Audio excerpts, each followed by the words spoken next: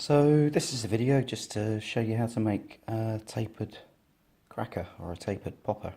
I've got a finished one here, and as you can see it goes from 12 strands at this end down to 6 strands at this end, and I find that helps me crack my whip a bit better. What I'm going to be making out of is this thread here. This is a bowstring material called B50, and it's my favourite one so far. It's a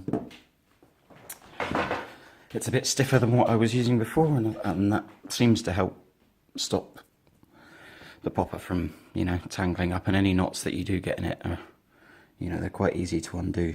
Now you don't have to use this thread. There's all sorts of stuff you could use as well. There's you could even use like a nylon dental floss.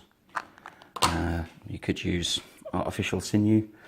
You could use any other nylon thread, as long as it's bonded.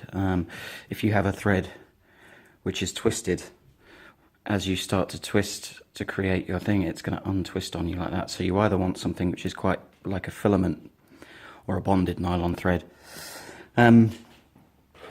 So I've already cut these strands here just to save it a little bit of time, and I've cut them to roughly 3 times the length of the cracker that I'm going to want. Now as you get better at this, you'll be able to work out exactly the lengths of all these different strands, but for the first time round I recommend just having them all the same length, and it's going to make it a little bit easier. You're not going to have to worry about things too much. I'm using a wax thread. I really like it because it, as you pull it through, it kind of sticks together and it helps just keep everything a bit manageable. So the first thing I'm going to do is just take the thread, this bundle of threads, and fold it in half and find the center point. And then I'm just going to go a little bit on either side of that. Excuse me if this looks a bit funky, I'm trying to do this with a camera in front of me. So what I'm going to do is I'm going to start twisting until it kinks onto itself. So I'm going to twist with my fingers in opposite directions until it kinks. And then I'm going to hold on to that little bit that's formed. Now to start making the rest of the cracker, what I'm going to do is I'm going to twist this top one away like that, and then I'm going to bring it under that one and kind of move my thumb and finger along a little bit. I'm going to take this one and do the same. I'm going to take this one and do the same. I'm going to take this one and do the same. This is not quite as neat as I usually get it. Excuses. But you should be able to get the general principle. So I'm going to carry on doing this, twisting up this popper until I've come to about an inch or so, maybe a little bit more.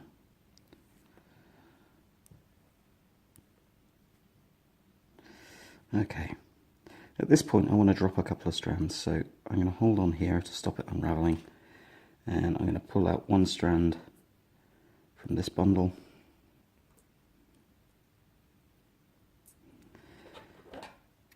and I'm going to snip that off.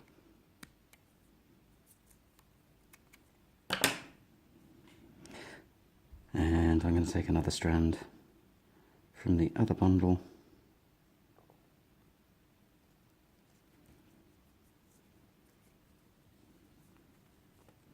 and I'm going to snip that off, just like that. And you can see, like, doing it this way, I'm making a fair bit of waste. When I make them for myself, I've got the length a little bit more worked out. So from there, I'm just going to continue on. I'm going to twist, bring that round. I'm going to twist the next one, bring that round. Twist the next one, bring that round. Twist the next one, bring that round. and so on, and so on, until I get to the point where I want to drop another couple strands. And don't worry about too much about these fluffy bits poking out at the end, we'll clip them off later. So again, I'm going to take a strand from this side and clip it off.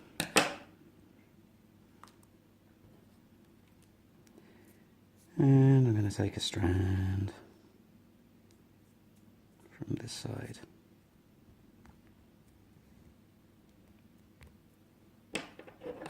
and clip it off.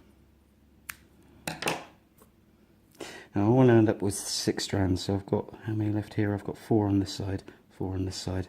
So I'm only going to want to drop, is that 4? Yeah, I'm only going to want to drop one more set of strands, so I'm going to go further along, twisty, twisty, twisty.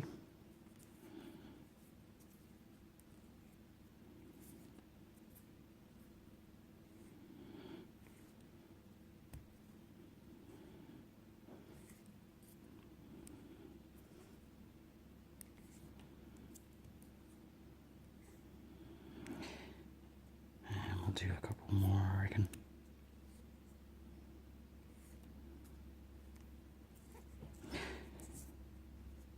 And there we go. So I'm going to drop out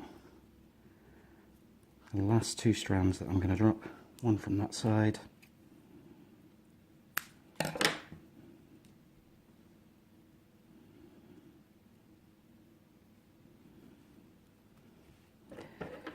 And one from that side. I've got my 2 bundles, so I'm just going to carry on twisting and twisting and twisting. And the tighter you can get this, the better really.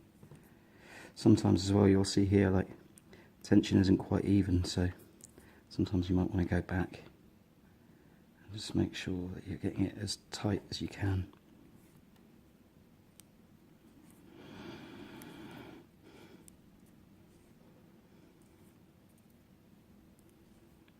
And then you do that until you've got the length that you want of the twisted section. So I'm going to do just a couple more.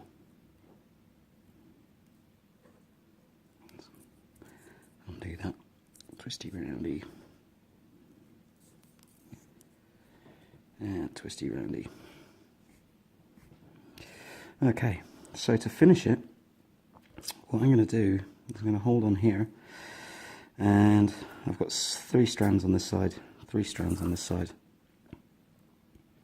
So I'm going to take 1 strand from each side.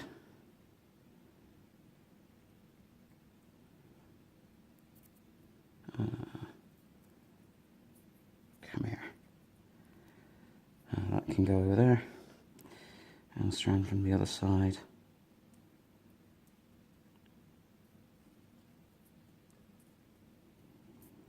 You can see this is where you might want 3 or 4 hands, but it's not too bad. So I'm going to put those 2 strands together, and I'm going to put these other 4 strands together like that.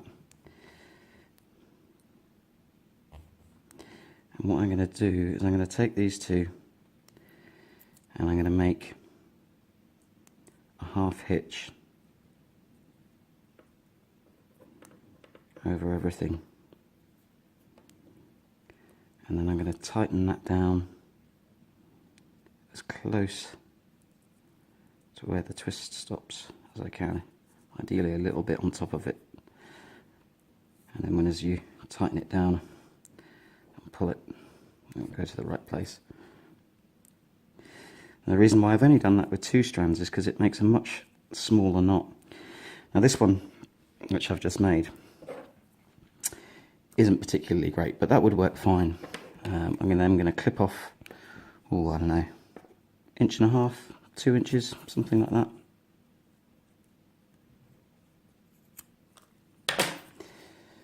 And there we go. So that's the cracker, and just to neaten it up a little bit, I'm just going to bend it over my finger like that, being careful not to cut the body of the cracker. I'm just going to snip off those bits.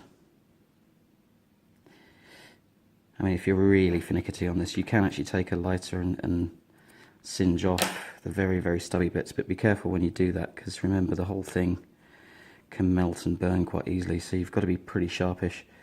Personally, I don't mind too much if there's a few fluffy bits sticking out.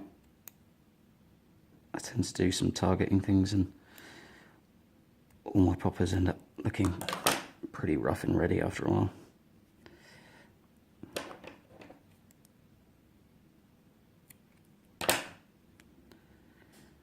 So, just this last connection now.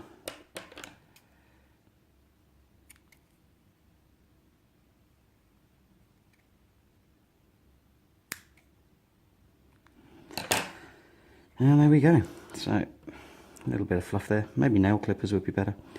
So there we are. That's a tapered popper, tapered cracker. There's the other one I made earlier. As you can see, the one I made earlier, when I've got it closer to my face and I can see what I'm doing a bit better, is tighter and a bit more even. But I hope from that you've learnt how to make a tapered popper, and hope you enjoy. Cheers. Bye.